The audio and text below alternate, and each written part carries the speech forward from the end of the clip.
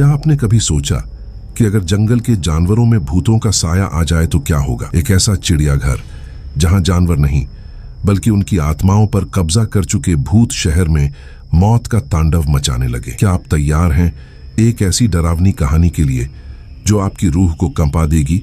तो बने रहिए हमारे साथ, क्योंकि ये है भूतिया चिड़ियाघर की कहानी। नमस्ते दोस्तों, स्वागत है आपका हमारे चैनल पर। आज हम आपके लिए लेकर आए हैं एक ऐसी कहानी जो न सिर्फ रोमांच से भरी है बल्कि डरावनी और रहस्यमयी भी है।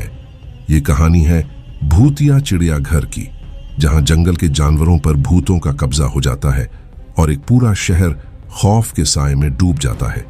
तो अपनी सीट बेल्ट बांध लीजिए और चलिए इस डरावने सफर पर। कहानी की शुरुआत होती है एक घने हरे भरे जंगल से, जहां ऊंचे ऊंचे पेड़ों की छांव में जंगली जानवरों का बसेरा था। शेर की दहाड़ से जंगल गूंजता था, भालू अपनी मस्ती में इधर उधर घूमते थे और रंग बिरंगे पक्षी पेड़ों की डालियों पर चहचहाते थे। सांप अपनी चुपके रेंगते हुए शिकार की तलाश में रहते थे और हाथी अपनी विशालकाय मौजूदगी से जंगल को और भी भव्य बनाते थे। लेकिन ये शांति ज्यादा दिन तक नहीं टिकी। शहर की आबादी तेजी से बढ़ रही थी। नए घर, नई सड़कें और नई कॉलोनियां बनाने की जरूरत थी। इसके लिए प्रशासन ने उस घने जंगल को काटने का फैसला किया। बुलडोजर और मशीनें जंगल में घुस आईं। पेड़ एक एक करके गिरने लगे, जानवरों के घर उजड़ने लगे। शेर अपनी गुफाओं से बाहर निकलकर इधर उधर भाग रहे थे।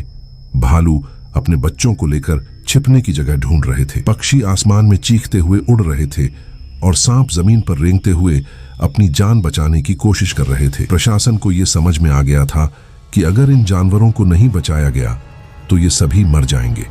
इसलिए एक चिड़ियाघर बनाने का फैसला लिया गया। लेकिन यह चिड़ियाघर कोई नया नहीं बनाया गया। शहर के बाहरी इलाके में एक पुराना खंडहर नुमा भवन था जो सालों से खाली पड़ा था। लोग उस खंडहर के बारे में तरह तरह की कहानियां सुनाते थे।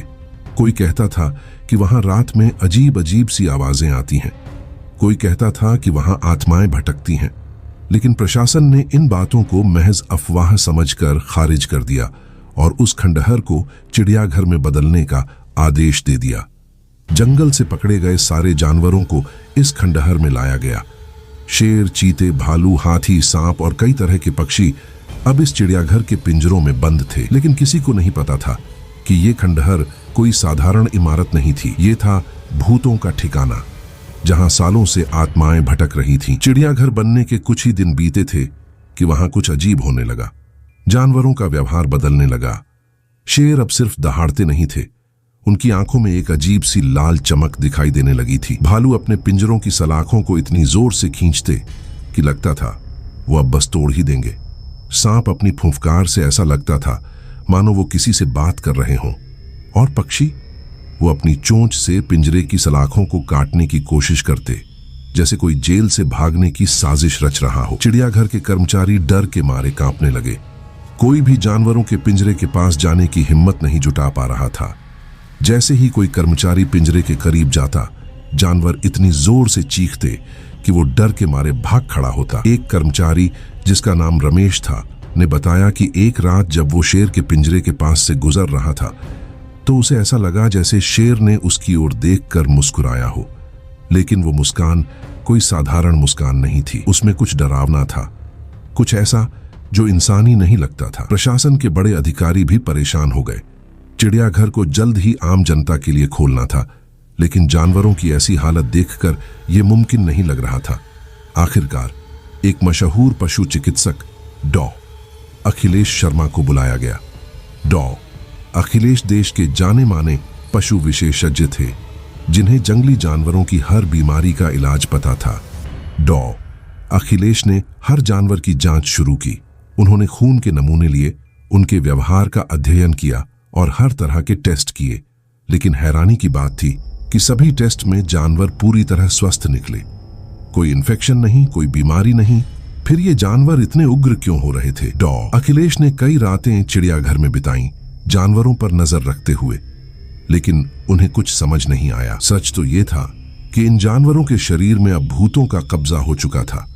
लेकिन विज्ञान के सामने भूत प्रेत की बात करना बेवकूफी लगता था।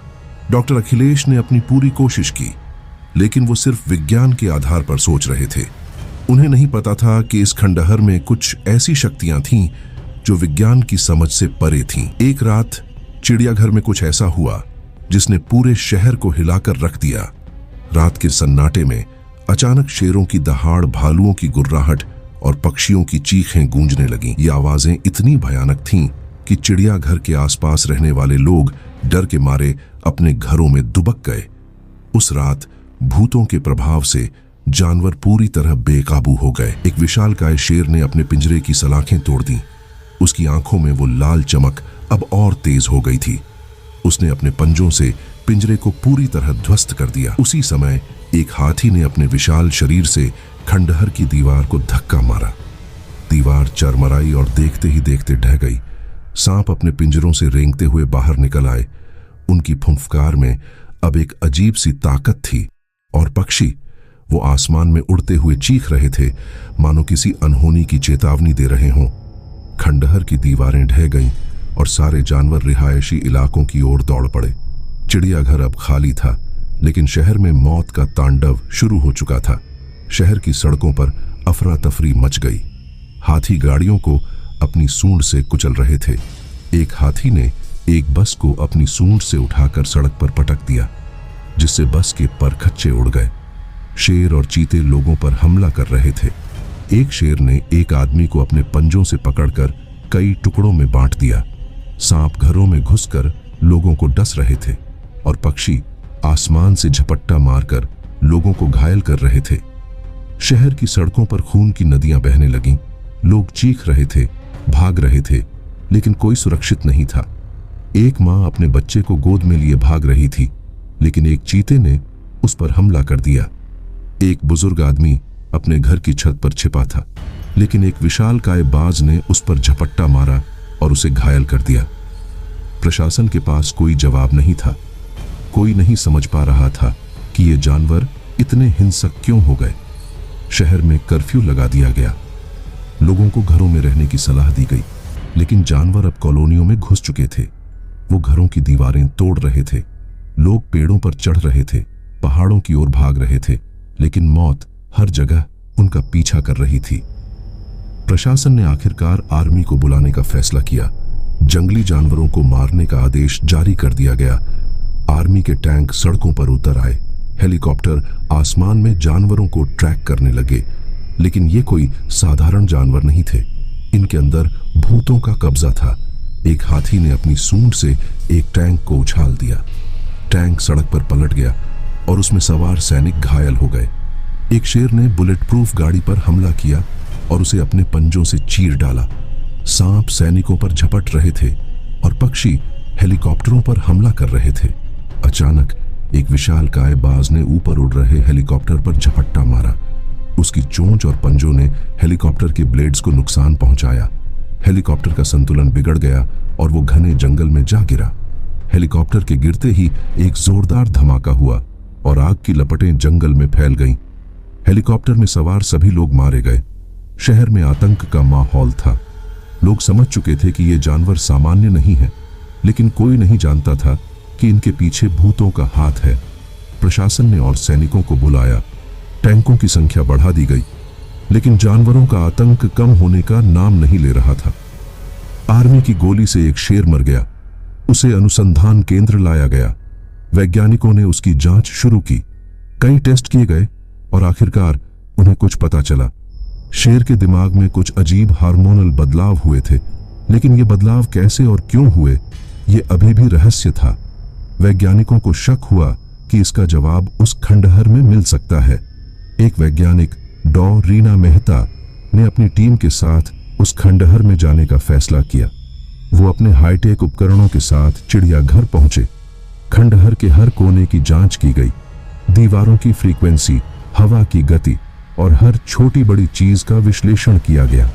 तभी उनके डिवाइस पर कुछ अजीब संकेत दिखाई दिए। उनके उपकरणों ने आत्माओं की मौजूदगी के संकेत दिए। वैज्ञानिकों को अब यकीन हो गया कि जानवरों के शरीर में भूतों ने कब्जा कर लिया है। ये भूत ही शहर में आतंक मचा रहे थे। डॉ रीना ने प्रशासन को तुरंत इसकी जानकारी दी। उन्होंने बताया, ये जानवर नहीं बल्कि उनके अंदर मौजूद भूत शहर को तबाह कर रहे हैं। हमें इन जानवरों को बचाना होगा और भूतों को उनके शरीर से निकालना होगा। प्रशासन ने एक स्पेशल कमांडो टीम बनाई। इन कमांडोज को खास बुलेट गन इंजेक्शन दिए गए जो जानवरों को बेहोश कर सकते थे। कमांडो ने एक एक करके जानवरों को काबू में करना शुरू किया, लेकिन कुछ जानवर इतने उग्र थे कि उन्हें मारना पड़ा।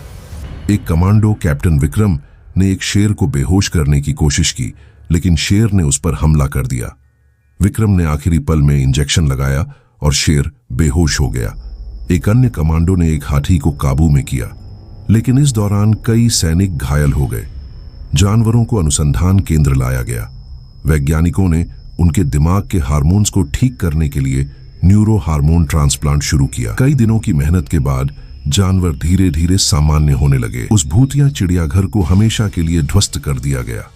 वैज्ञानिकों ने समझ लिया था कि भूत सिर्फ इंसानों को ही नहीं, जानवरों को भी नुकसान पहुंचा सकते हैं। शहर धीरे धीरे सामान्य होने लगा। लोग अपने घरों में लौट आए।